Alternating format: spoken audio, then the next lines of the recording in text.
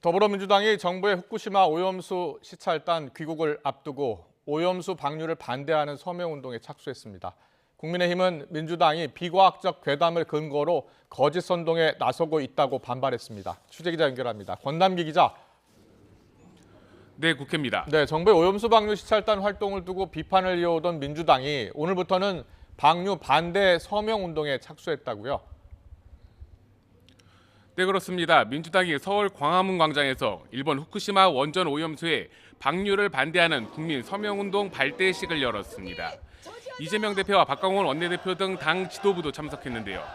이 대표는 오염수 방류를 인정하면 결국 위험성이 없다는 걸 간접적으로 인정하게 돼 후쿠시마산 수산물 수입 금지의 근거를 상실하게 될 거라고 주장했습니다. 또 한국의 수산업과 관련 산업 생태계가 위협받게 될 것이라고 강조했습니다. 피해를 입는 대한민국 정부의 대통령이, 대한민국 국정을 책임지는 여당이, 대한민국 정부가 일본 편을 들어서 위험한 핵 오염수 해양 투기에 대해서 면죄부를 주고 동의를 해주고 들러리를 서주는 것입니까? 민주당은 이에 따라 앞으로 본격적인 오염수 방류 반대 범국민 서명 운동을 이어갈 계획이라고 밝혔습니다.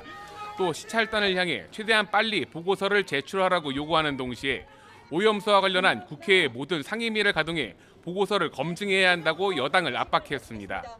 반면 국민의힘은 오염수 문제는 과학적으로 접근해야 한다며 민주당이 괴담으로 선동하고 공포를 조장하고 있다고 방어에 나섰습니다.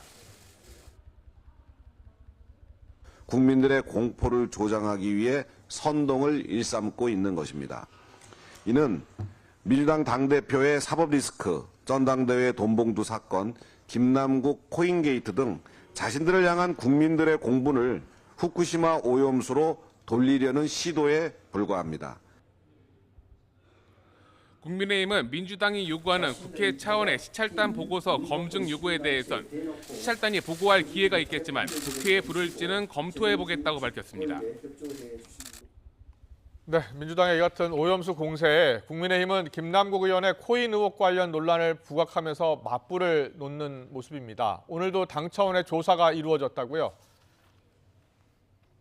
네, 국민의힘이 꾸린 코인게이트 진상조사단은 오늘 세 번째 회의를 열고 그동안 여권을 중심으로 제기된 김남국 의원의 자금 세탁 의혹을 둘러싼 조사를 벌였습니다. 코인 거래소인 빗썸과 업비트 관계자가 직접 출석한 가운데 1시간 넘게 비공개 회의가 이어졌는데요.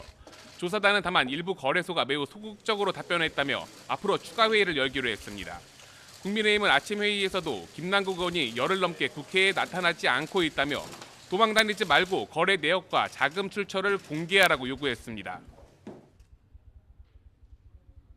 국민 앞에 진실을 소상하게 밝히고 의원직을 사퇴하는 것이 국민에 대한 최소한의 도리일 것입니다. 국회 윤리위가 조속히 제명할 수 있도록 여야가 제명 촉구 결의안이라도 내야 할 때입니다.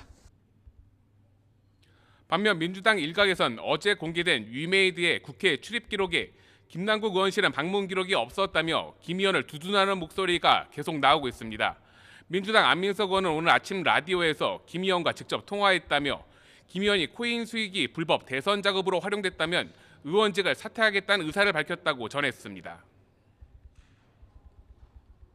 김남국 의원은 지금은 자신을 성찰하고 반성하는 시간을 가지고 있어요.